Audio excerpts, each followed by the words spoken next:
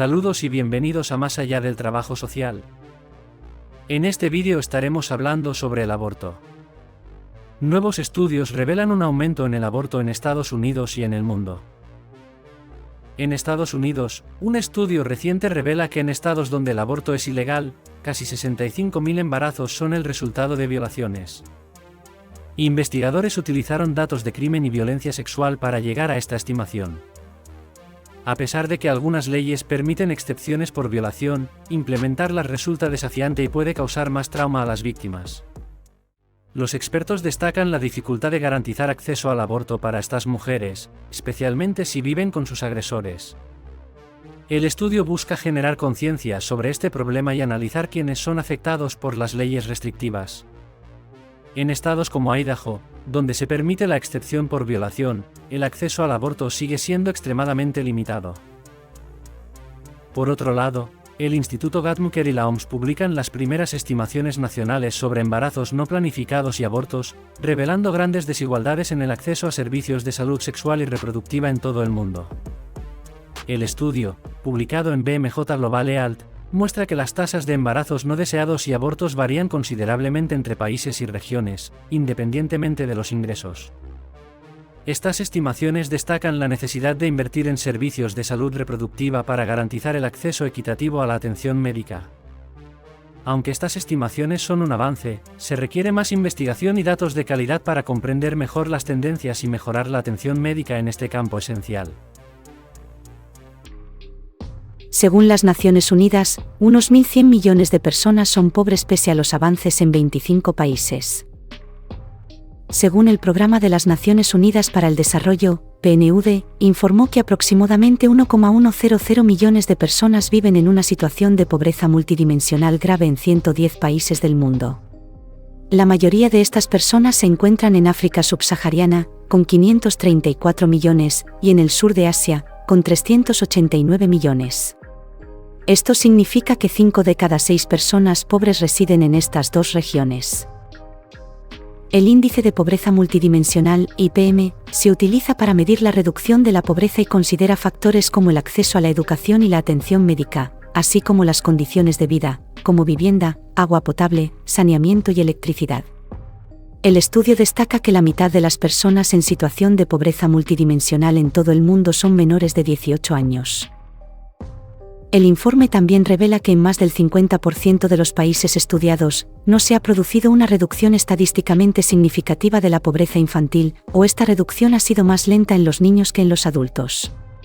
Esto sugiere que la pobreza infantil seguirá siendo un problema apremiante, especialmente en áreas como la educación y la nutrición. Además, se señala que aproximadamente un tercio de los 1,100 millones de personas pobres, 730 millones, viven en países de ingresos medios, y aunque las naciones de bajos ingresos representan solo el 10% de la población incluida en el índice, en ellas reside el 35% de todas las personas pobres. El informe también destaca que la pobreza afecta principalmente a las áreas rurales, donde el 84% de todas las personas pobres residen. Según el Programa de las Naciones Unidas, utiliza un índice que representa las múltiples privaciones experimentadas por las personas pobres para impulsar la eliminación de esas carencias. Según la última actualización, este indicador evalúa 110 países y muestra que la pobreza puede reducirse mediante políticas adecuadas.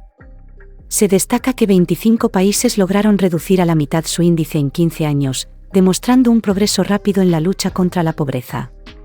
Algunos países incluso vieron una disminución de la pobreza durante la pandemia de COVID-19, con Camboya como un ejemplo destacado, donde la pobreza se redujo significativamente en solo 7.5 años, incluyendo el periodo de la pandemia. Según las Naciones Unidas, señala que casos como el de Camboya ofrecen esperanza de que todavía es posible alcanzar la meta de reducir a la mitad la pobreza para 2030, como se establece en los Objetivos de Desarrollo Sostenible. Sin embargo, el PNUD advierte que el impacto total de la pandemia aún no se conoce por completo, ya que faltan datos y no se pueden evaluar las perspectivas inmediatas. Según Pedro Conceicao, director de la Oficina del Informe sobre Desarrollo Humano, destaca que antes de la pandemia hubo un progreso constante en la reducción de la pobreza multidimensional, pero subraya que los efectos de la pandemia en áreas como la educación son significativos y podrían tener consecuencias duraderas.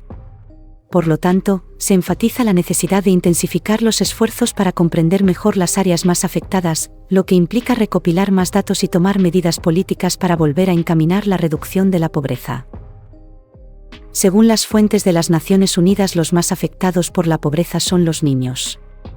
Las cifras registradas en el 2018 mostraron que, en 104 países, principalmente de bajos y medianos ingresos, 662 millones de niños sufren de pobreza multidimensional.